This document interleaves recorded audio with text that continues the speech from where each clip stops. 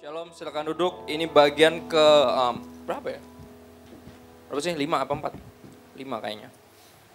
Udah setengah jalan seri kita dan ini salah satu bagian paling berat karena di Lukas 7, kita ke Lukas 7.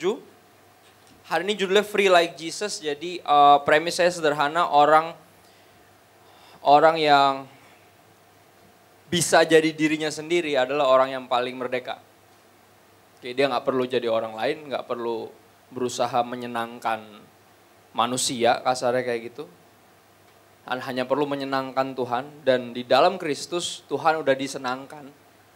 Jadi apa ya, walaupun kita dalam kehidupan, aku percaya kita jatuh bangun, artinya kita bukan manusia yang sempurna, nggak ada yang udah sempurna.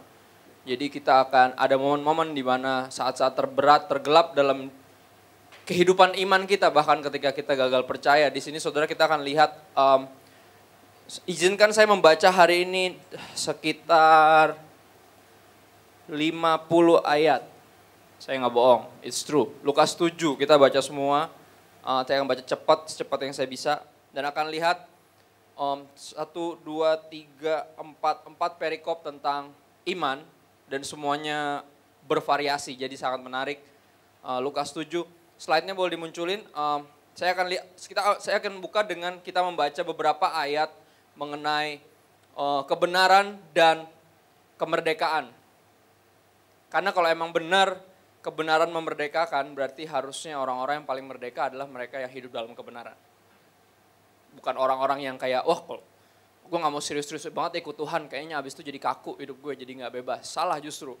Kalau benar kebenaran memerdekakan, orang-orang yang paling merdeka adalah mereka yang hidup dalam kebenaran, mereka yang beriman. Kuduskanlah mereka dalam kebenaran, firman-Mu adalah kebenaran. Oke, firman Tuhan adalah kebenaran. Jadi iman timbul dari pendengaran, dan pendengaran oleh apa? Firman Kristus. Iman timbul dari situ. Kenapa Abraham disebut bapak orang beriman? Karena kalau saudara baca di Alkitab, maka berkatalah Tuhan kepada Abraham. Ayat itu diulang-ulang-ulang. Kenapa dia bapak orang beriman? Karena Tuhan paling sering ngomong sama dia. Apakah kita bisa jadi orang beriman? Seperti bapak Abraham yang mempunyai banyak sekali anak-anak. Aku anaknya dan kau juga. Mari puji Tuhan, tangan kanan bapak Abraham sampai putar-putar lalu duduk. Ini kan apa, kita percaya kita anak dari bapak orang beriman, itu artinya kita juga mesti beriman kayak dia. Apakah kita bisa beriman kayak dia? Oh bisa, karena Tuhan semua firman yang tertulis di sini ini buat kita. Apakah kita mau mendengarnya? Iman kita timbul dari pendengaran, dan pendengaran akan firman Tuhan, yaitu kebenaran. Ayat berikutnya Yohanes 8 ada di situ. Ayat 31b dan 32. Jikalau kamu tetap dalam firman-Ku, kata Yesus, kamu benar-benar adalah murid-Ku dan kamu akan mengetahui kebenaran. Jadi kebenaran itu sesuatu yang kita ketahui. Dimulai dari tahu dulu, baru kita hidupi. Kalau kita nggak tahu, kita nggak bisa menghidupi kebenaran. Orang tahu aja nggak mana yang salah, mana yang benar. Makanya gara-gara makan tuh buah, jadi kita harus apa? Kita harus mengetahui kebenaran, baru apa? Kebenaran itu akan merdekakan kamu. Firman-Ku, kata Yesus, perkataan-Ku akan memerdekakan engkau. Jadi orang yang paling merdeka adalah mereka yang harusnya yang hidup dalam firman. Karena hidup dalam firman, mereka disebut orang-orang beriman, karena iman timbul dari situ. Iman timbul dari bergaul sama Tuhan lewat firman-Nya. Lewat firman-Nya. Jadi hari ini premis saya sederhana banget. Apa itu iman? Kita akan belajarin iman hari ini. Iman. Karena yang membuat Yesus bebas, nggak takut dimasukin kategori manapun. Oke, hari ini khotbah saya kemarin nge-path tadi malam, saya bilang kemungkinan besar saya akan dimasukin ke berbagai kategori. Hari ini mungkin disebut sebagai hyper Calvinis, mungkin disebut sebagai pendeta hyper grace, tapi saya nggak peduli karena saya bebas. Terserah orang masukin saya di kategori manapun. Saudara percayalah, berusahanya kita untuk menyenangkan banyak orang, kita nggak akan pernah bisa senangin semua orang. Contoh, hari ini saya pakai baju yang agak rese, ya kan? Saya pakai kaos, tapi pakai jas tapi pakai sepatu Keds. Saya dulu dikenal sebagai gini. Dikenal sebagai rebel, dan banyak anak youth yang ikut saya karena mereka senang kerebelan saya. Dia senang saya itu ngelawan arus, dia senang. Mereka senang, jadi banyak yang ikutin saya. Akhirnya apa, saya dikenal kayak gitu. Jadi saya dikenal apa adanya. Jadi kalau apa adanya tuh nggak boleh pakai baju rapi. Karena kalau pakai baju rapi itu kaku. Jadi ketika saya pakai baju rapi, banyak yang protes. Sedangkan ketika saya pakai baju apa adanya, orang tua yang protes, ya kan? Kamu ngasih contoh yang buruk nih buat anak-anak didik kamu. Anak-anak binaan kamu, anak-anak kami maksudnya. Jadi saya serba salah. Pakai jas salah, pakai kaos salah, pakai pantofel salah, pakai sepatu cat salah. Pokoknya ada yang gak suka aja. Tapi apa? Saya bebas. Saya bebas mau dimasukin kategori manapun, mau dianggap rebel kayak, mau dianggap kaku kayak sama yang rebel ketika saya pakai baju rapi. Nggak masalah, bebas kok. Karena Yesus pun juga nggak terbatas. Yesus gaul sama semuanya. Yesus gaul sama semuanya. Ayat pasal 7 kita lihat, yang pertama adalah kebebasan untuk apa? Yang pertama, bebas untuk percaya bahwa kita tidak berhak atas kasih karunia Tuhan. Ini pertama, mesti ada di kepala kita. Kalau enggak, Kristen kita akan agamawi, karena kita ngerasa kita cukup baik, makanya Tuhan sayang sama kita. Karena kita kayaknya cukup berharga sehingga Tuhan mau tebus kita. Benar, tapi mestinya nggak bisa diterima dengan semudah itu. Kita harus terus terpesona dengan kenyataan ini bahwa kasih karunia tetap diberikan kepada kita yang nggak berhak memperoleh kasih karunia. Nggak berhak atas itu. Tuhan nggak punya kewajiban untuk mati buat kita. Nggak punya. Kita mesti tahu, jadi kalau dia berikan kasih karunia itu selalu akan rasanya too good to be true. Harus kayak gitu rasanya. Jangan pernah lupa itu. Kalau kita udah lupa bahwa kasih karunia itu terlalu baik, terlalu indah nampaknya, terlalu indah untuk jadi nyata. Kalau kita lupa itu, kita nggak punya keterpesonaan sama Tuhan. Kita nggak bisa lagi bernyanyi sampai menangis. Udah nggak bisa lagi karena kita pikir, ya kan gue beriman. Gitu. Nggak, iman nggak bisa diperlakukan secara agamawi, saudara. Pasal 7, Lukas 7 ayat 1 sampai 10. Ini bagian pembacaan pertama kita. Saya baca cepat, saudara bisa dengerin. Setelah Yesus selesai berbicara di depan orang banyak, masuklah ia ke Kapernaum. Di situ ada seorang perwira. Jadi apa? Tokoh pertama kita siapa? Perwira Kapernaum, benar? Yang punya seorang hamba yang sangat dihargainya. Hamba itu sedang sakit keras dan hampir mati. Ketika perwira itu mendengar tentang Yesus, lihat iman timbul dari mana? Pendengaran akan firman Tuhan, akan kabar tentang dia dan apa yang dia katakan. Iman timbul dari sana. Ingat ketika Rahab, seorang pelacur di perjanjian lama, yang menerima para pengintai itu. Saudara mesti tahu kenapa dia menerima para pengintai. Karena apa? Dia dengar Tuhannya Israel membebaskan mereka dari tanah Mesir, membelah laut. Dia dengar itu. Jadi iman udah timbul duluan di hati dia karena mendengar kabar itu. Ketika perwira itu mendengar tentang Yesus, ia menyuruh beberapa orang tua-tua Yahudi kepadanya untuk meminta supaya ia datang dan menyembuhkan hambanya. Ini fakta ayat 3 agak-agak ajaib. Karena nanti akan disanggah sendiri di sini. Seolah di sini perwira itu menyuruh beberapa tua-tua Yahudi kepada Yesus dan bilang apa? Tolong dong ke rumah saya. Dan gini, lihat nih.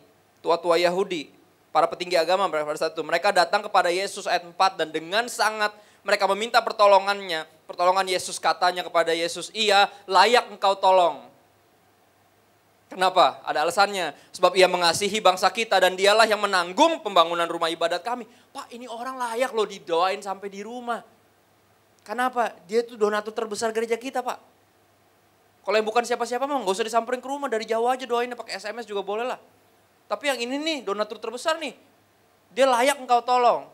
Ini pandangan tua-tua Yahudi, ini pandangan para kaum religious elites tentang siapa yang layak ditolong dan siapa yang enggak layak. Percayalah saudara, kita enggak layak ditolong dan perwira, bahkan perwira, ini perwira loh. Perwira Kapernaum ini tahu persis bahwa dia enggak layak. Lihat nih, kita lihat pembacaan berikutnya ayat 6. Lalu Yesus pergi bersama-sama dengan mereka. Lihat, Yesus malah ikutin mereka. Ingat Yesus dikenal sebagai apa? Sampai detik ini, sampai di titik pasal 7 dia dikenal sebagai rebel. Dia dikenal sebagai orang yang di luar kekakuan agama. Tapi apa? Dia mau ikut tuh sama para tua-tua Yahudi, dia mau ikut tuh. Pasti kalau murid-murid bilang, loh kok jadi nongkrong sama mereka? Bukannya kita kaum yang tersisihkan, yang tertindas. Kok lu sekarang nongkrong sama para agamawi? Tapi Yesus kan bebas. Yesus nggak peduli dia dimasukin kategori mana. Dia ikutin aja. Oh gitu, disuruh ke rumahnya. Oh ya sok tuh ikut, ya kan? Akhirnya ayat Ayat 6, lalu Yesus pergi bersama-sama dengan mereka ketika ia tidak jauh lagi dari rumah perwira itu menyuruh lihat sahabat-sahabatnya.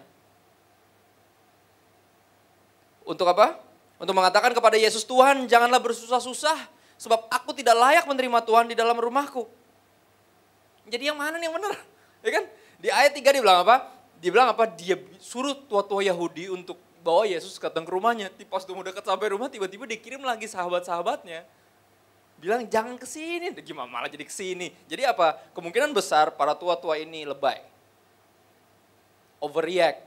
Kalau dia pikir, oh ini layak ditolong nih, ini mesti doain sampai di rumah. Padahal mungkin orang ini nggak minta Yesus ke rumah. Dia bilang apa? Cuman, Pak tua-tua Yahudi tolong deh, tolong bilang Yesus nih, saya udah denger tentang Yesus, saya tahu dia bisa sembuhin orang nih, saya percaya dia bisa sembuhin hamba saya, tolong bilang sama dia doain saya.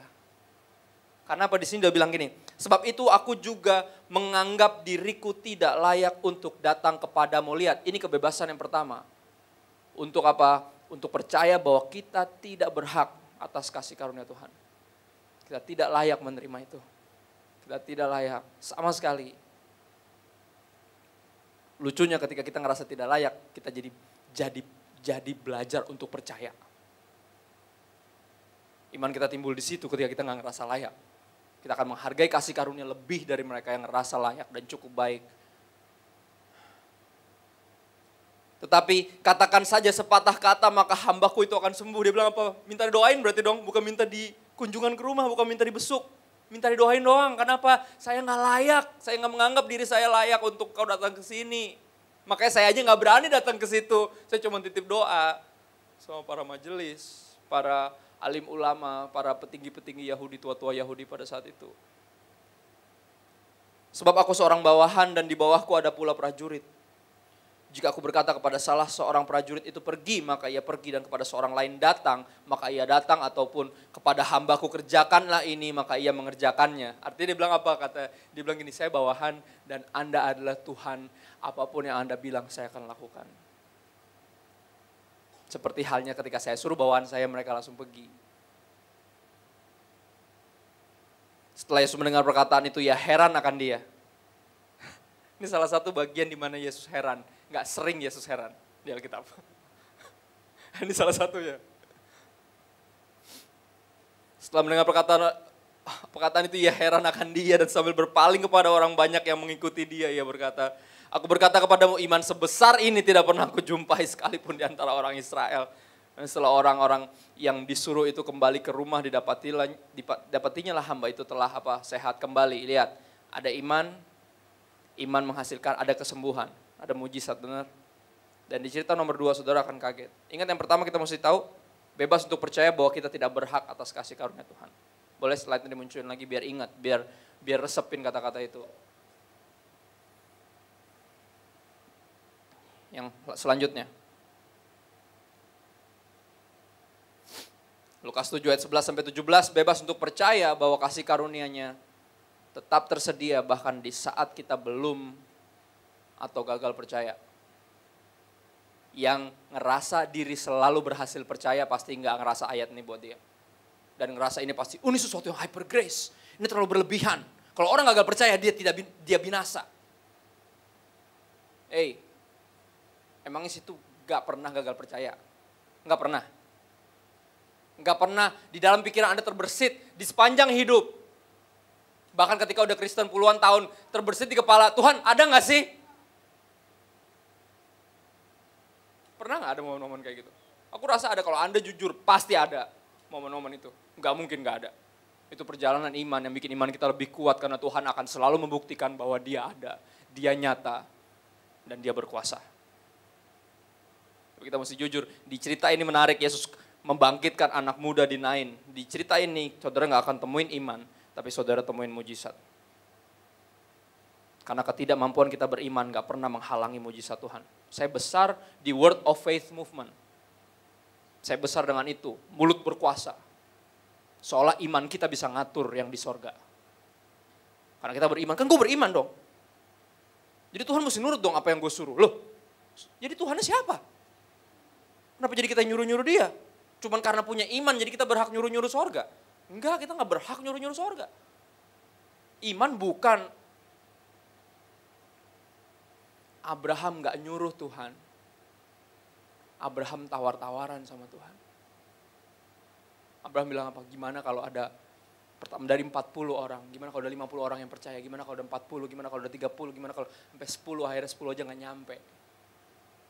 Tuhan tahu gak bahwa gak ada orang yang benar di Sodom Gomora?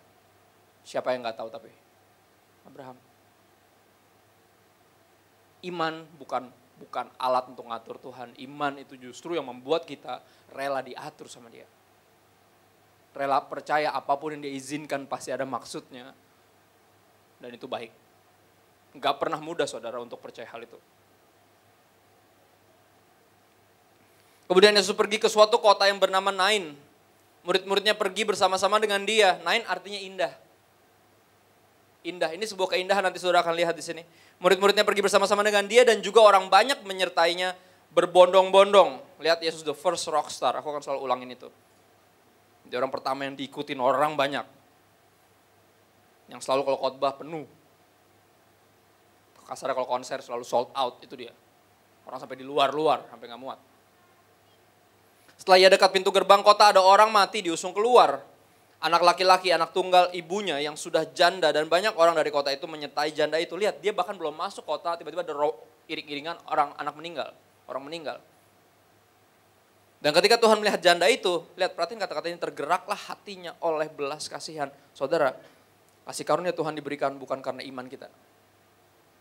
Kasih karunia diberikan semata karena belas kasihan Tuhan. Jangan pernah lupa itu. Jangan pernah lupa itu, sama sekali jangan pernah lupa. Karena kita akan bisa lupa betapa amazing grace itu. How sweet the sound that saved a wretch like me. I was once lost but now I'm found. Bukan kita yang cari dia yang cari kita. Ketika Tuhan melihat janda itu, tergelaklah hatinya oleh belas kasihan, lalu Ia berkata kepadanya, jangan nangis, tanda seru.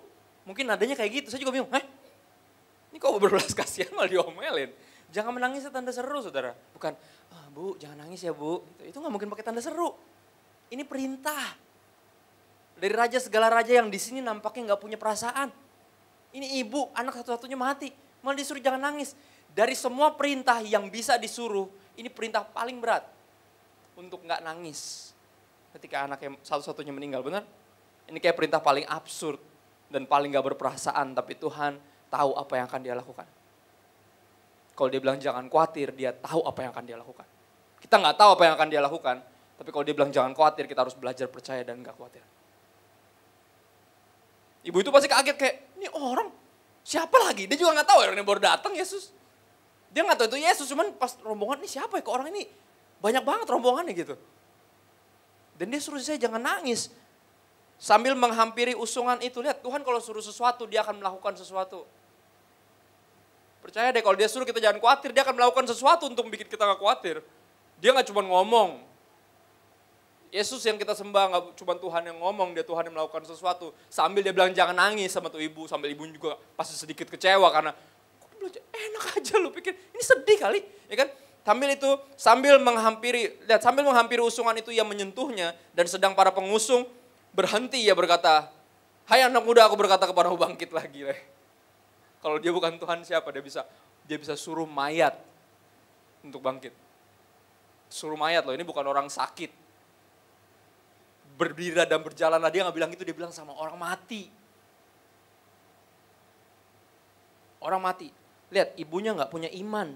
Ibunya bahkan gak tahu siapa Yesus. Tapi apa yang Yesus lakukan? Artinya apa? Kita bebas percaya bahwa kasih karunia tetap tersedia bahkan di saat kita belum. Roma 5 ayat 8 jangan pernah lupa. Jangan pernah lupa. Kristus telah mati bagi kita ketika kita masih berbuat dosa. Bukan udah mulai saat teduh, bukan udah mulai dekat sama Tuhan, bukan udah mulai pelayanan, bukan udah mulai perpuluhan yang gak pernah bolong tiap minggu udah mulai aktif. Yesus mati ketika kita masih berbuat dosa. Artinya kasih karunia udah jauh tersedia sebelum kita percaya. Saya produknya, saya product of grace. Ketika Tuhan udah mati duluan jauh sebelum saya lahir. Dan itu mengubahkan seluruh hidup saya ketika saya tahu. Makanya apa? engkau akan mengetahui kebenaran dan kebenaran itu akan memerdekakan. Kalau nggak tahu, nggak akan pernah dimerdekain. Dikasih tahu. Maka bangunlah orang itu atau anak itu dan duduk dan mulai berkata-kata dan Yesus menyerahkannya kepada ibunya.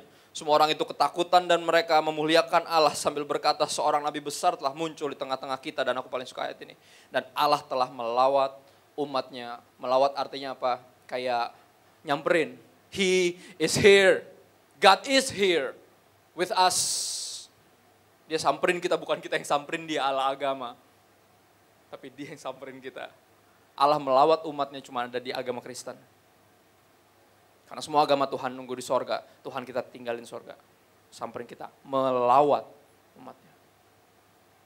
Dan itu mesti menimbulkan di hati kita selalu ketakutan, kegentaran, kekaguman. Kayak bahkan sebelum kita beriman. Dia udah bikin sesuatu. Dia udah bikin sesuatu.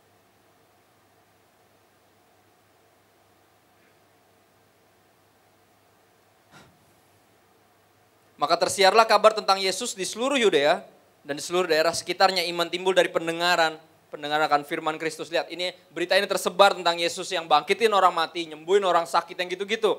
Dan orang-orang yang dengar, iman mereka mulai timbul dalam hati mereka kayak, wah, siapa dia? Karena iman itu bukan keyakinan bahwa badai pasti berlalu, iman itu keyakinan bahwa Tuhan bersama kita ketika kita kena badai. Artinya dia gak tinggalin kita. Dan siapa Allah yang melawat umatnya? Namanya Yesus, Immanuel, Christ. God with us, Tuhan berserta kita. Iman itu keyakinan bahwa di tengah badai Tuhan ada sama kita. Bagian berikutnya ayat 18 sampai 35. Yesus dan Yohanes Pembaptis, saya berusaha untuk rangkum kisah ini, saudara tahu. Ketika Yohanes mendapat kabar tentang segala peristiwa itu dari murid-muridnya. Peristiwa apa? Pembangkitan orang mati, sama satu lagi penyembuhan hamba tadi yang dari perwira Kapernaum tadi. Yohanes dengar, Yohanes lagi di mana nih saudara? Di penjara. Iman dia, saudara kalau udah dalam keadaan kayak gitu, setiap kita pasti imannya akan rontok. Bayangin besok udah tinggal dihukum mati. Dan Yohanes lagi dalam yang disebut the darkness of the soul. Momen-momen itu, saat kelam dalam jiwanya ketika dia mulai ragu-ragu kayak. Ketika dia mendengar kabar itu, Yesus nyembuhin orang sakit, bangkitin orang mati, dia makin percaya lagi. Lihat dibilang di sini. Ia memanggil 2 orang dari antara muridnya dan menyuruh mereka bertanya kepada Tuhan, kepada Yesus, engkaukah yang akan datang itu, atau engkaukah Mesias itu, atau haruskah kami menanti seorang lain? Pertanyaan lucu. Pertanyaan dari seorang yang dipenjara karena imannya. Bukan gini, Tuhan, lu bisa gak bebasin gua? Pertanyaannya bukan Tuhan, kapan lu bebasin gue? Pertanyaannya gini, benar gak lu Tuhan? Itu pertanyaannya. Karena itu pertanyaan paling penting. Yang jawabannya akan menentukan hidup kita dunia dan akhirat. Menurut kamu, siapakah aku? Yesus ngomong gitu. Dan pertanyaan itu buat kita. Karena jawabannya itu disebut iman. Kalau Yesus masih guru, iman saudara masih sebatas itu. Kalau Yesus masih cuman miracle worker, iman saudara cuma sebatas itu. Tapi apakah Yesus Tuhan? Lebih jauh lagi, apakah dia Raja? Karena itu akan menunjukkan kadar keimanan kita, kedewasaan iman kita. Ketika kedua orang itu sampai kepada Yesus, mereka berkata, Yohanes Pembaptis menyuruh kami bertanya kepadamu, engkaukah yang akan datang itu, atau engkaukah Mesias, atau haruskah kami menantikan seorang lain? Pada saat itu Yesus menyembuhkan banyak orang dari segala penyakit. Lihat, Yesus nggak langsung jawab. Yesus langsung lakukan apalagi yang tadi Yohanes Pembaptis dengar dari penjara. Di depan hidung murid-muridnya dia lakukan itu. Pada saat itu Yesus menyembuhkan banyak orang dari segala penyakit dan penderitaan dan dari roh-roh jahat. Dan ia mengaruniakan penglihatan kepada banyak orang buta. Dan Yesus menjawab mereka. Ketika Yesus melakukan sesuatu dia sambil ngejawab. Karena apa? Dia bukan Tuhan yang berteori.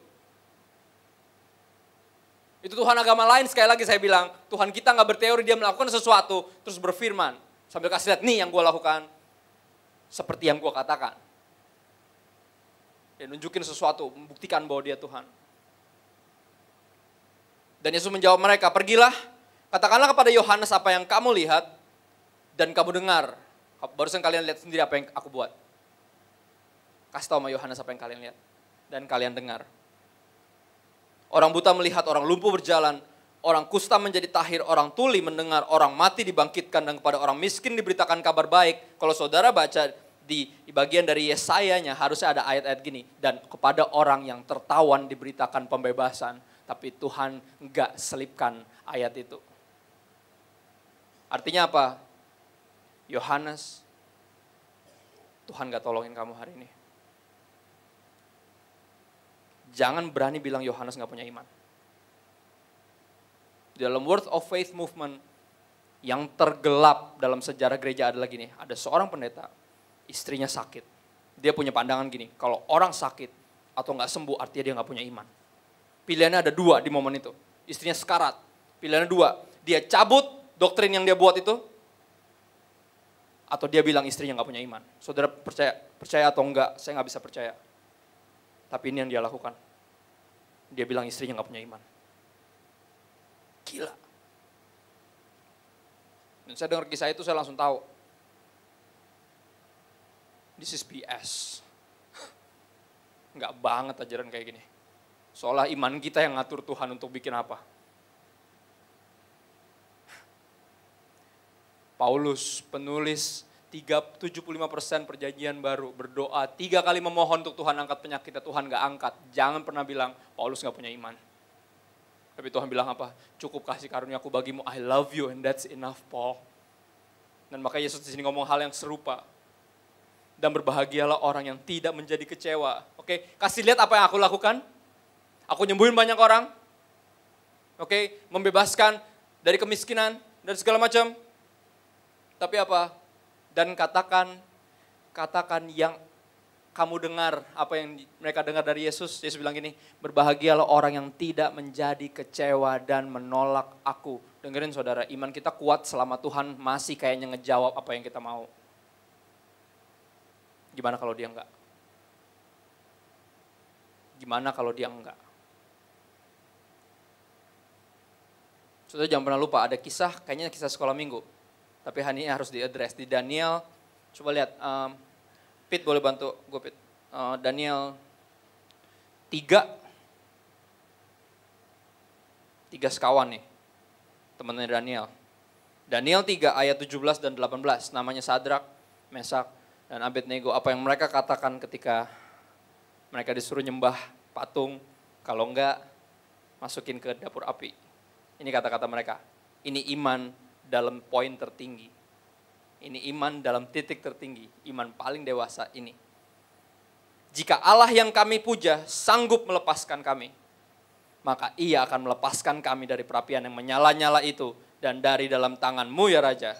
Ayat 18. Tetapi seandainya tidak, hendaklah Tuanku mengetahui ya Raja bahwa kami tidak akan memuja dewa Tuanku dan tidak akan menyembah patung emas yang Tuanku dirikan itu. Artinya apa? Iman mereka nggak terpengaruh ada atau enggak pertolongan dari Tuhan.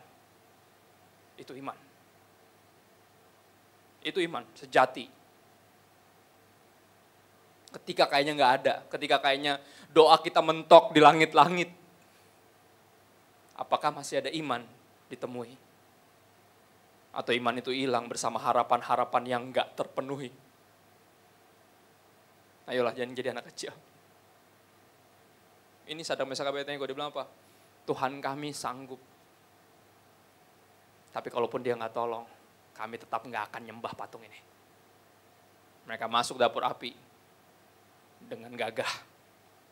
Dan di situ 3 orang yang masuk. Mereka dari luar lihat 4 orang ada di situ. Saya langsung ingat ayat perjanjian lama yang bilang 2 atau 3 orang berkumpul dalam nama Tuhan, Tuhan ada di situ. Dan dia bilang pribadi keempat wajahnya kayak anak dewa. Like the son of God. There's Jesus in the Old Testament. Itu Yesus di perjanjian lama. Ketika iman kayaknya enggak membawa kepada pertolongan, apakah imannya masih ada? Makanya Yesus bilang, di Lukas tadi dia bilang, berbahagialah mereka yang tidak menjadi kecewa dan menolak aku. Kenapa dia bilang gitu? Karena iman Yohanes gak membuat dia akan ditolongin sama Yesus. Kita langsung baca ini kayak, loh kok gitu sih? Kenapa Yesus nggak tolongin dia? Kenapa tadi ibu tadi yang nggak punya iman anaknya dibangkitin? Lihat gak? Kita mau masukin Yesus dalam satu kategori tertentu. Dia bebas, saudara-saudara mesti ngerti. Dia merdeka. He is free to be himself. Dia Yesus. Dia bebas, dia nggak terpaku, dia harus bantuin orang ini. Aduh, aku harus bantuin dia nih. Kayaknya kalau enggak, biar semua yang kita lakukan berasal dari kerinduan, bukan dari kewajiban. Bukan dari, aduh ntar apa kata orang kalau gue jadi pendeta tapi gue gak nolongin dia. Lihat, saudara lebih mikirin kata orang. Akhirnya bantuin tapi kepaksa. Dan itu saudara pikir dihitungin sama Tuhan? Suatu yang terpaksa gak pernah diperhitungkan sama Tuhan. Karena cinta gak pernah terpaksa.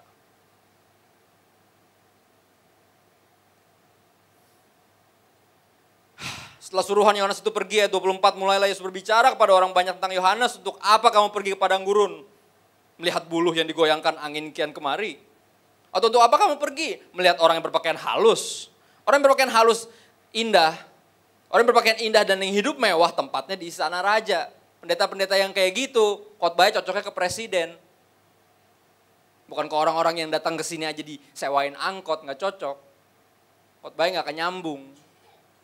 Mereka akan samain iman mereka yang bikin mereka sukses. Dan jadi kaya raya sekarang.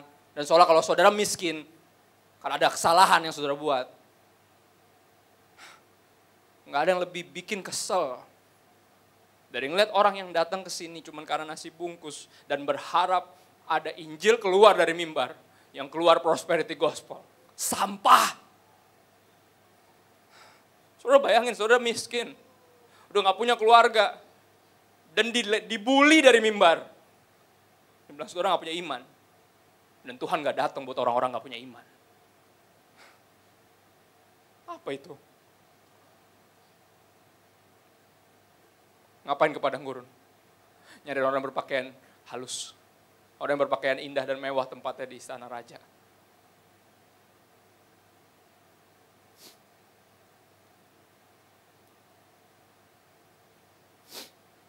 Jadi untuk apakah kamu pergi melihat nabi? Benar. Dan aku berkata kepadamu bahkan lebih daripada nabi, karena tentang Yohanes ada tertulis, lihatlah aku menyuruh utusanku mendahului engkau. Ia akan persiapkan jalanmu di hadapanmu. Aku berkata kepadamu di antara mereka yang dilahirkan oleh perempuan, tidak ada seorang pun yang lebih besar daripada Yohanes, namun yang terkecil dalam kerajaan Allah lebih besar daripadanya. Dengerin, ini bukan tentang menjadi besar di bumi. Yohanes secara pendeta ometer, oke, secara ukuran pendeta masa kini, dia gagal. Karena apa? Nggak pernah ada increase dalam pelayanannya. Dari dulu, dari muda dikali, sampai udah tinggal mati. Sekali-kalinya disuruh khotbah ke presiden, ke gubernur, disuruh bertobat gubernurnya. Akhirnya dimasukin penjara. Khotbahin yang lain kayak yang lebih enak di kuping gitu. Yang biar dia diundang lagi, apa kayak yang lebih berhikmat gitu. Selain nyuruh gubernur bertobat. Lihat dia kayaknya gagal di mata hamba-hamba Tuhan masa kini, gagal. Enggak, ini bukan hamba Tuhan masa kini, masa gitu. Hamba Tuhan itu bagiin apa yang Tuhan suruh ngomong. Itu nabi disebutnya kata Tuhan. Penyambung lidah Tuhan. Kalau Tuhan suruh ngomong itu, siapapun itu harus katakan itu. Yohanes bilang dari orang termiskin sampai orang nomor 1 di daerah itu, dia bilang semuanya bertobat atau binasa. Firmannya gak berubah. Message-nya gak berubah, karena itu message buat semua orang.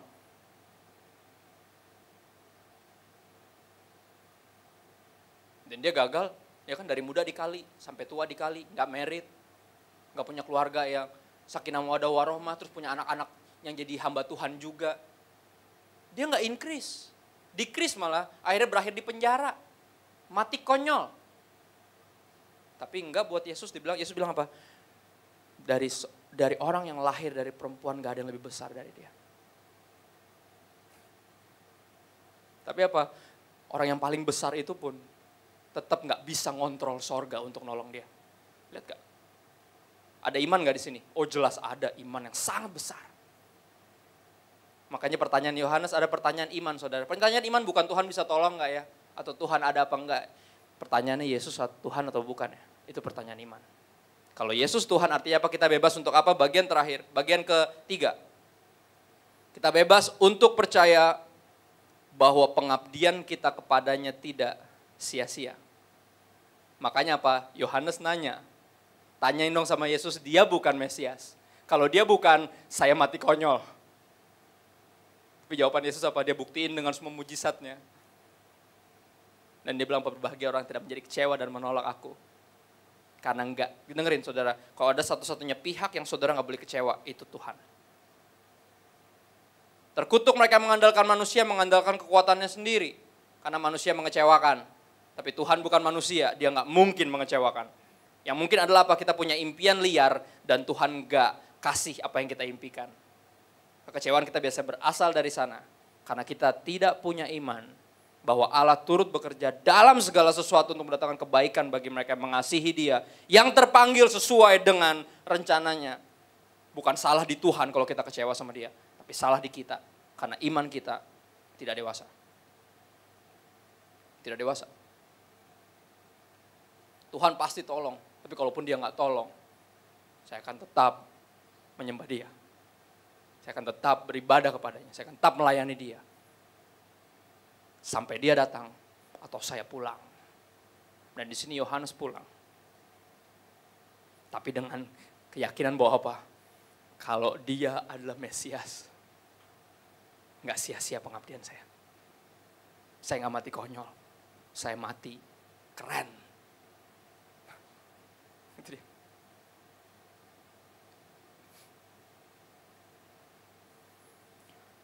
Seluruh orang banyak yang mendengar perkataan Yesus termasuk para pemungut cukai mengakui kebenaran Allah. Lihat nih, semua orang banyak arti orang biasa sama pemungut cukai, orang-orang yang berdosa. Semuanya mengakui kebenaran Allah, bahwa Yohanes hamba Tuhan yang besar, hamba Tuhan yang jujur, yang suruh mereka bertobat. Yang itu, mereka mengakui kebenaran perkataan Yesus.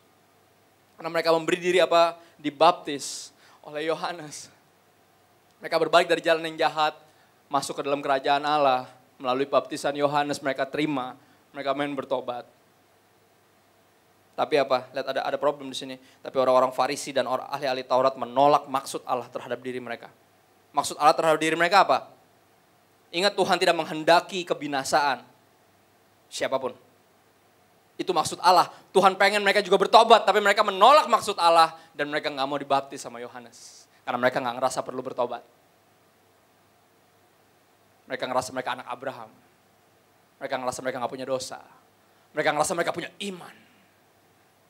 Dan menolak untuk, ngapain dibaptis lagi, kan gue udah percaya. Lihat tuh, kesombongan.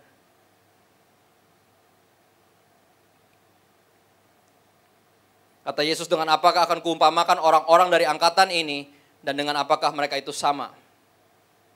Manusia pada umumnya kayak gini, ini kata Yesus. Mereka itu seumpama anak-anak yang duduk di pasar, dan saling menyerukan, kami meniup seruling bagimu, tetapi kamu tidak menari.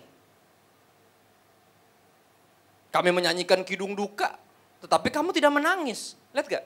Kayak anak kecil, pengennya ngatur Tuhan. Kita nyanyi lagu sedih nih, joget dong. Lagu happy, joget dong. Kita nyanyi lagu sedih, nangis dong.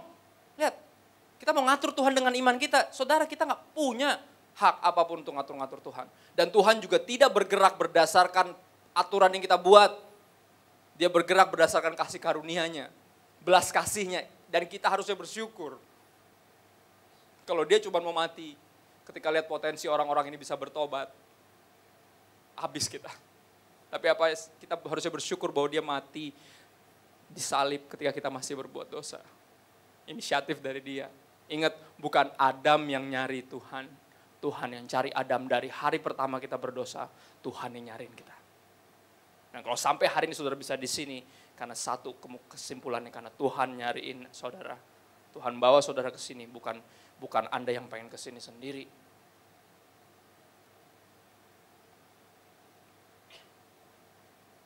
Tetapi Yohanes Pembaptis datang, ia tidak makan roti dan tidak minum anggur, dan kamu berkata ia kerasukan setan.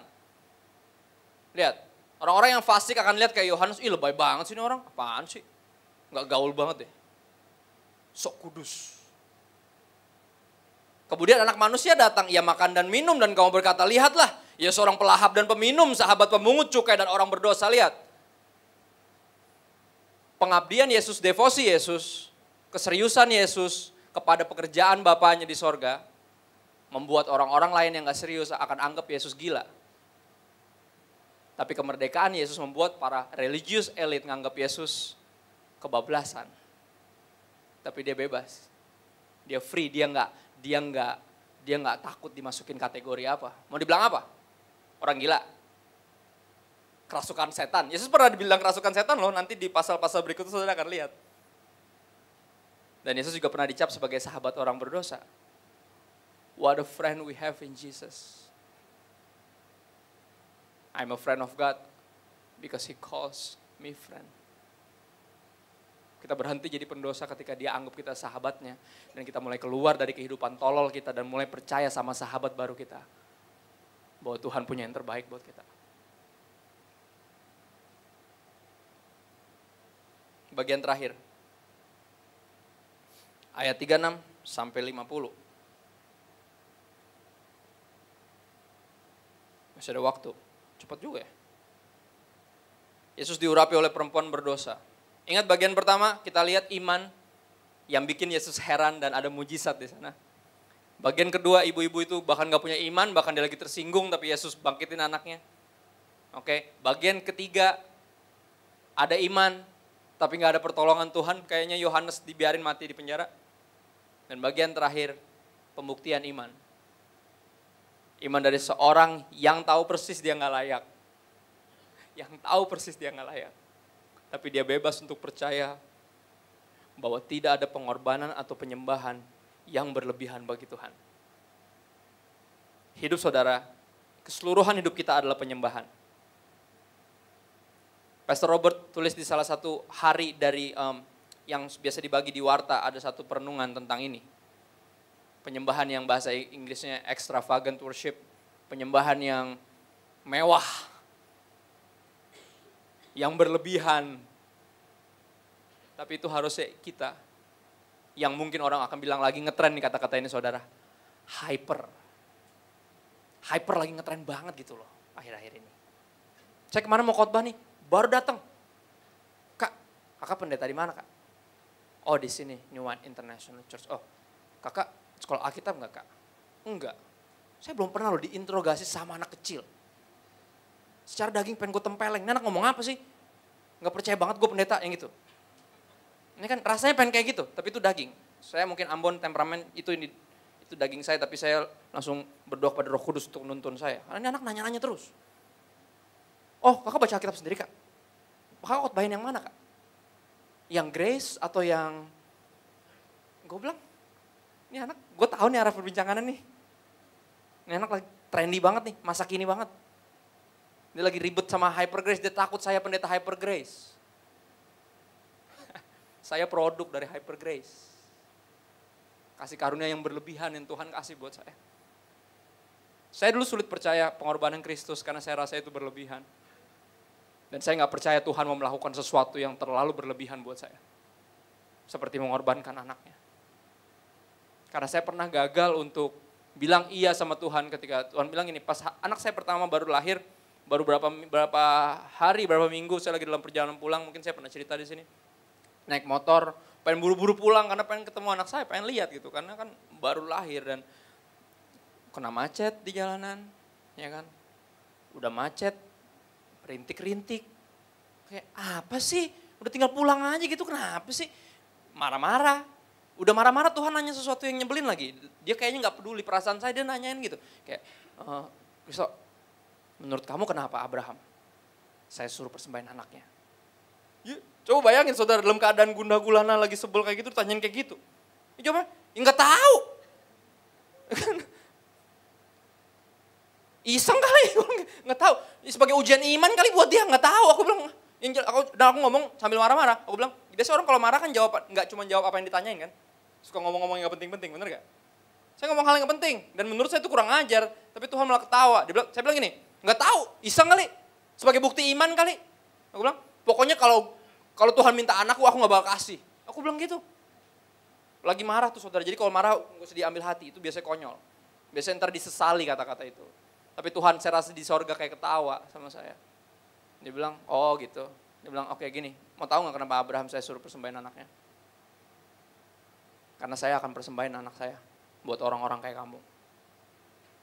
Yang gak rela percayain apapun, gak rela persembahin apapun. Dan di situ saya dari kesel jadi nangis. Saudara bayangin itu mendadak banget tuh kayak orang gila. Marah-marah, tiba-tiba nangis-nangis, gak jelas. Karena Tuhan kasih kebenaran sejati bahwa apa? Tuhan rela persembahin anaknya. Dan itu sesuatu yang menurut saya bahasa kekiniannya hyper. Hyper. Dan saya produk dari itu. Dan situ iman saya ditambahin. Ketika anak saya sakit, saya sempat khawatir nih retret apa enggak nih mesti khotbah retret, anak sakit. Rata-rata setiap mau khotbah retret, anak sakit. Kenapa mesti kayak gitu? Karena apa? Iman tuh mesti dibuktikan, saudara nggak bisa cuma dikhotbahin. Saya khotbahin tentang iman di retret, tapi saya nggak punya iman karena anak saya sakit. Akhirnya Tuhan bilang apa? Tok jangan pernah lupa, itu bukan anak lo, itu anak gue. Emang kalau di rumah bisa apa? Lo bisa sembuhin dia? Nggak bisa kan? Percaya, belajar percaya. Untuk seluruh hidup saya. Semua yang saya miliki di bumi ini sesuatu yang berlebihan dari Tuhan. Saya nggak layak dapetin istri saya. Saya nggak layak dapetin kedua anak saya nggak layak jadi hamba Tuhan. Tapi itu yang Tuhan sediain.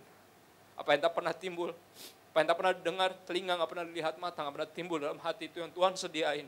Namanya Yesus. Dan itu menurut saya hyper.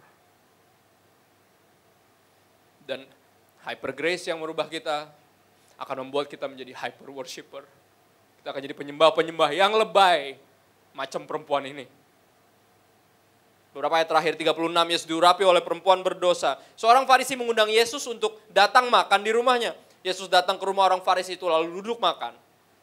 Di ketika itu ada seorang perempuan yang terkenal sebagai seorang berdosa. Terkenal loh, dia bukan cuma pendosa kelas teri, terkenal. Semua orang tahu perempuan macam apa dia. Semua orang tahu termasuk Yesus. Tapi lihat, saudara akan lihat sesuatu yang hyper di sini. Diketahui ada seorang perempuan berdosa yang terkenal sebagai seorang berdosa. Ketika perempuan itu mendengar bahwa Yesus sedang makan di rumah orang Farisi itu, iman timbul dari pendengaran, dan pendengaran akan firman Tuhan. Dia pernah dengar tentang Yesus dan dia dengar Yesus lagi, he's here, he's in town. Dia langsung apa? Saudara harus tahu, di sini dia mempertaruhkan nyawanya. Nyawanya. Karena apa? Orang Farisi dan ahli Taurat pada era itu, para religious elite punya hak untuk menegakkan hukum Taurat. Siapapun yang berdosa mereka bisa sambitin dengan semena-mena. Karena itu dibenarkan oleh hukum Taurat. Dan mereka punya hak. Karena mereka yang paling tahu hukum Taurat. Dan ini rumahnya, ini markasnya. Tapi ketika dia dengar Yesus diundang ke situ, dia mempertaruhkan hidupnya untuk ketemu Yesus. Untuk ketemu Yesus. Hyper banget ya. Mau ketemu Yesus aja sampai gitu-gitu banget. Saya suka malu sama diri saya sendiri ketika saya melihat teman-teman saya yang dari agama lain sampai ditendang dari keluarganya cuma gara-gara Yesus. Dan saya langsung berasa cupu. Saya berasa saya nggak layak untuk melayani Tuhan. Karena iman saya belum sebesar iman mereka. Kepercayaan saya belum ada korbannya. Saya nggak tahu saudara ngerasa iman saudara cukup kuat atau gimana. Tapi kalau dibandingin sama mereka yang kayaknya hyper banget. Buang semua. Bahkan rela sampai mau dibunuh sama bapaknya sendiri cuma buat Yesus. Ketika perempuan itu mendengar bahwa Yesus sedang makan di rumah orang Farisi itu, datanglah ia membawa sebuah buli-buli pualam berisi minyak wangi. Saudara mesti tahu itu apaan? Sebagai seorang pelacur, itu aset berharganya dia. Dia udah habis, dia udah hancur, nggak tahu cantik atau enggak, dia cuma punya at least minimal dia wangi. Itu doang yang dia punya paling berharga. Oke, jadi kalau mau beli minyak wangi, enggak, saya bercanda. Maksudnya, itu doang dia punya. Oke, itu yang paling mahal. Habis itu apa? Itu bukti pertobatan. Habis itu dia pecahin, dia nggak punya lagi aset untuk bekerja sebagai pelacur karena guess what? Dia udah nggak mau jadi pelacur lagi. Dia udah nggak mau. Karena apa? Nih yang paling berharga yang saya bisa kasih. Pecahin, yang keren banget. Sambil menangis, ia pergi berdiri di belakang. Lihat, dia nggak berani untuk berdiri di depan karena dia tahu dia nggak layak. Seperti seorang perempuan yang tahu Yesus nggak bakal berurusan dengan wanita. Secara Yahudi, Yesus Yahudi banget dan laki-laki dia single, dia nggak mungkin berurusan sama saya seorang wanita. Dia berusaha memegang sambil merangkak, berusaha memegang ujung jubahnya Yesus. Saya selalu ingat kisah itu. Karena itu kita nggak layak bertemu muka dengan muka. Saya selalu nangis nyanyi lagu itu. Karena saya tahu saya nggak layak lihat Yesus di mukanya. Asalkan saya boleh menjamah ujung jubahnya aja udah cukup.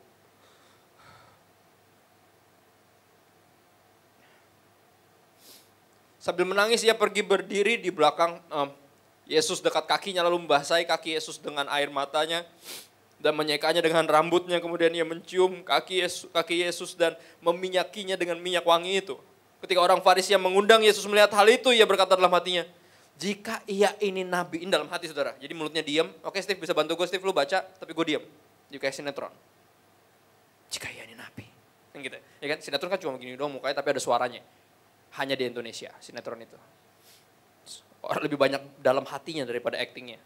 Semua dalam hati melulu. Oke. Jika ia ini nabi, tentu ia tahu siapakah dan orang apakah perempuan yang menjamahnya ini.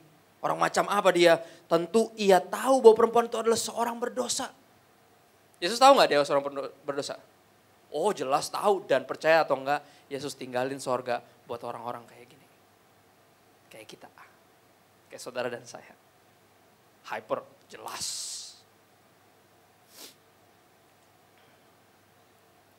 Lalu kata Yesus kepadanya, lihat nih lagi dalam hati lagi begitu-begitu, tiba-tiba langsung Yesus tahu hatinya. Simon, ada yang hendak kukatakan kepadamu. Saud Simon, katakanlah guru. Ya kan? Ada firman, oh ya silakan berfirman, pasti bukan buat gue, pasti buat orang lain. Ada 2 orang yang berhutang kepada seorang pelepas uang, yang seorang berhutang 500 dinar, yang lain 50. Karena mereka tidak sanggup membayar, maka ia menghapuskan hutang kedua orang itu. Siapakah di antara mereka yang akan terlebih mengasihi dia? Jawab Simon, aku kira dia yang paling banyak dihapuskan hutangnya. Saudara, jawaban terhadap pertanyaan teologis yang benar belum tentu menghasilkan penyembahan yang hyper. Belum tentu. Karena cuman tahu gak ada gunanya, percaya gak? Percaya gak? Bahwa kita berdosa, percaya gak? Bahwa dosa kita udah dibayar, percaya gak? Itu akan menjelaskan semua penyembahan kita. Kata Yesus kepadanya, betul pendapatmu itu. Lah itu tahu, kata Yesus gitu. Dan sambil berpaling kepada perempuan itu, ia berkata kepada Simon, engkau lihat perempuan ini? Aku masuk ke rumahmu namun engkau tidak memberikan aku air untuk membasuh kakiku. Lihat, normalnya apa? Secara tata krama, harusnya apa? Seorang yang diundang harus dicuci kakinya minimal sama hamba-hamba dari orang yang ngundang. Ini gak disediain, minimal gak usah dicuci kakinya. Disediain air untuk cuci kaki sendiri, gak disediain. Jadi kasarnya gini, Yesus diundang cuman sebagai formalitas, basa-basi. Agama membuat Tuhan itu cuman formalitas, basa-basi. Sebenarnya yang mereka ingin dapatkan adalah ambisi mereka sendiri. Mereka mau gunakan Tuhan untuk dapetin apa yang mereka mau, itu agama. Religion does not want God, they want to use God. Christianity, we want Him. Because He wanted us in the first place. Dia menginginkan kita, maka kita menginginkan Dia. Kita gak ingin memanfaatkan Dia. Bahkan kita dengan rela akan rela dimanfaatkan oleh Tuhan. Yudas mau manfaatin Yesus, itu yang saya khotbah minggu lalu. Jadinya berakhir buruk. Berakhir dia gak diuntungkan dari menjadi murid Yesus 3,5 tahun. Apakah kita mau dimanfaatkan sama Tuhan? Apakah kita rela hidup kita dipakai sama Tuhan? Apakah kita bisa nyanyi lagu dangdut yang nadanya enak, nyanyinya gampang, tapi sebenarnya percayanya susah? Ya kan? Musisi boleh maju kita nyanyi lagu dangdut. Tahu nggak Lix? Jangan sampai nggak tahu loh. Suka-sukamu Tuhan. Itu lagu paling Kristen yang pernah saya dengar. Sungguhlah hidupku telah ditebus oleh kuasa darah yang kudus. Sekarang hidupku bukan milikku lagi. Apapun yang Tuhan mau lakukan, apapun yang Tuhan mau kerjakan, asalkan Tuhanku senang, semua kurelakan, namanya dimuliakan suka-sukamu Tuhan. Ingat lagu itu? Apa kita rela dimanfaatkan sama Tuhan? Lihat nih, ayat saya belum selesai, apa musisi boleh maju karena saya bisa nggak kelar-kelar ngebahas ini. Ini seluruh kesimpulan yang membuat saya jadi hamba Tuhan. Karena Tuhan saya berlebihan, sangat berlebihan. Maka dia bilang, karena begitu besar kasih Allah ke dunia ini. For God so loved Jadi apa saudara dan saya bukan cuma dikasihi, kita terlalu dikasihi. Jangan langsung dimainin Lex. Aura sedihnya. Dibikin worship bisa gak ya? Aneh, gak bisa ya? Oke. saya coba mengganggu dia. Apa sih yang gak bisa? Ya. Jawab Simon, aku kira dia yang paling banyak dihapus hutangnya, kata Yesus kepadanya, betul pendapatmu. Dan sambil berkata, berpaling kepada perempuan itu, ia berkata kepada Simon, kau melihat perempuan ini, aku masuk ke rumahmu, namun engkau tidak memberikan aku air untuk membasuh kakiku. Tapi dia membasahi kakiku dengan air mata dan menyekanya dengan rambutnya. Kau tidak mencium aku, tetapi sejak aku masuk, ia tiada henti-hentinya mencium kakiku. Dan gini saudara, kemungkinan besar Yesus ngomong kayak gini sambil tuh perempuan masih ciumin kakinya. Karena dia bilang tidak henti-hentinya, dari aku masuk. Sampai kapan? Sampai sekarang dia tidak henti-henti menciumi kakiku. Artinya apa? Kalau Yesus bukan Tuhan, ini penghujatan. Karena dia apa? He receive worship. Dia biarin perempuan itu melantai dan menciumi kakinya. Kalau dia bukan Tuhan, itu sebuah penghujatan. Ketika orang menerima penyembahan macam kayak gitu. Tapi apa? Emang itu sudah selayaknya, karena dia emang Tuhan. Dia emang layak dapat yang berlebihan dari kita. Karena apa? Kita bebas untuk percaya bahwa tidak ada pengorbanan atau penyembahan atau pelayanan yang berlebihan bagi Tuhan. Dia layak dapat yang berlebihan. Karena dia mengasihi kita terlalu berlebihan. Engkau tidak meminyaki kepalaku dengan minyak, tetapi dia meminyaki kakiku. Lihat gak? Kontras banget. Dia meminyaki kakiku. Karena dia tahu dia gak layak pegang kepalaku. Dari tadi dia main di mana? Di kaki. Karena dia tahu harusnya dia ada di situ. Ada kita dari kita yang layak kayak Yesus, kayak rambutnya kurang rapi sedikit. Ada kita yang layak megang-megang kepala Tuhan gitu. Nyuruh-nyuruh Tuhan lakukan apa yang kita mau gitu. Dengan iman, Tuhan aku punya iman Tuhan. Kata Tuhan, ya iman yang gini-gini juga keles.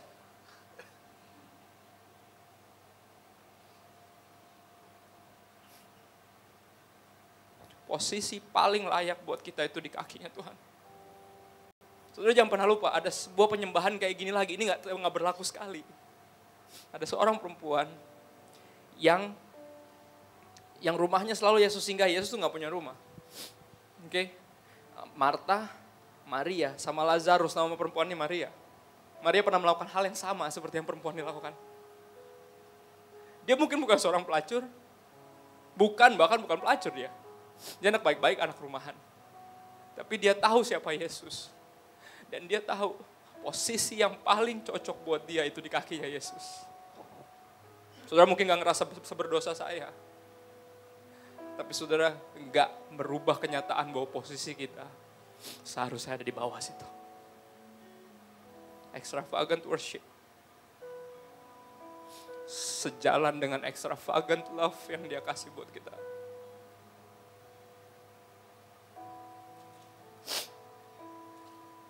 Sebab itu aku berkata kepadamu, dosanya yang banyak itu telah diampuni. Saudara mesti tahu, dari awal dia tahu dia gak layak diampuni dosanya. Tapi dia berharap, kalau emang benar dia bisa sembuhin orang sakit, dia bisa bangkitin orang mati, berarti dia bisa ampunin saya. Dia bisa selamatin saya.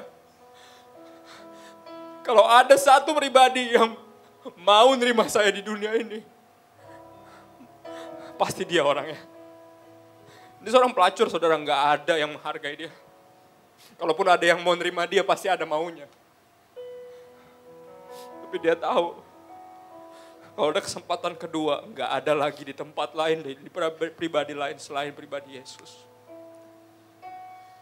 Dia samperin Yesus dengan yang terbaik, yang sisa yang dia punya. Semua tubuhnya udah hancur, udah kotor, dia udah pakai semua buat dosa. Dan dia cuma punya satu yang berharga, dan dia bilang, ini doang yang gue punya. Dan tangisan gue, dan rambut-rambut buat perempuan itu mahkota. Saya teringat ada satu ayat ada satu pembacaan di Wahyu.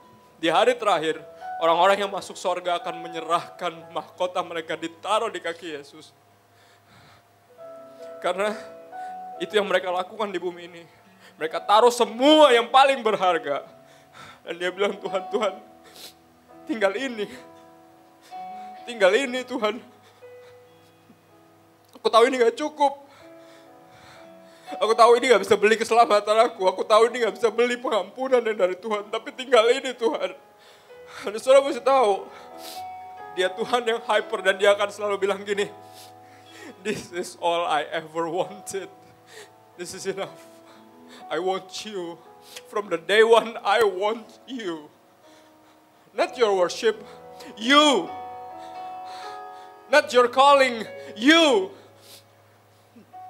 I want you.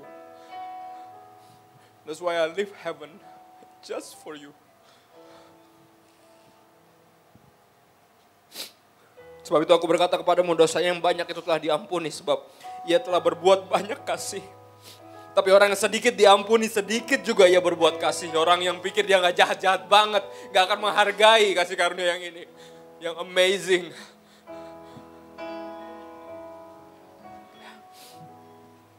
Lalu berkata kepada perempuan itu, dosamu telah diampuni. Baru di sini dosa diampuni. Dan cuma itu yang dia rindukan.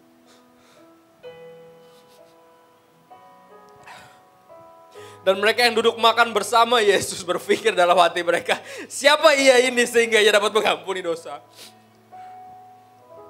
Tapi Yesus berkata kepada perempuan itu, imanmu telah menyelamatkan engkau. Pergilah dengan selamat.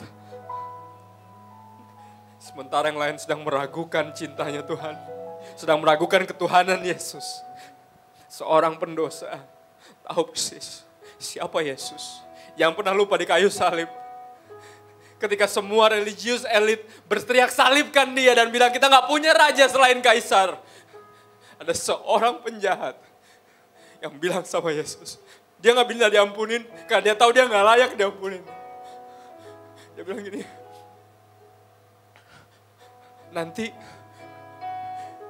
ingat saya ya, kalau Anda masuk kerajaanmu. Ketika agama gagal, percaya bahwa Yesus Raja. Biar kita orang-orang, the product of grace, yang bisa panggil dia Raja. Dan biar iman kita yang itu yang menyelamatkan kita. Terserah orang mau bilang apa. Orang mau bilang lebay kayak. Orang masukin kategori saya sebagai pendeta hyper grace kayak saya gak peduli. Saya bebas. Saya merdeka kayak Yesus merdeka. Untuk dengan ini, quote saya yang terakhir ini buat hari ini. When once can be real, he or she is truly free. Are you real? Are this real? Or this is just churchianity? Apa ini cuma gereja-gerejaan doang? Is this real? Is New Wine International Church is real? The family of God? Is this real? Our home? Because the word says, welcome home. Is this place open for everyone? Are we for real? Are our faith real? If it is, then we are truly free. Bebas untuk percaya bahwa kita tidak berhak atas kasih karunia Tuhan. Bebas untuk percaya bahwa kasih karunia tetap tersedia bahkan di saat kita belum atau gagal percaya. Bebas untuk percaya bahwa pengabdian kita kepada Tuhan tidak sia-sia. Segala jeli lelahmu di hadapan Tuhan tidak sia-sia. Manusia bisa menghargainya. Manusia bisa menyalahgunakannya, tapi Tuhan menghargainya. Dan kita bebas percaya untuk percaya bahwa tidak ada pengorbanan atau penyembahan yang berlebihan bagi Tuhan yang telah mengasihi kita dengan terlalu berlebihan.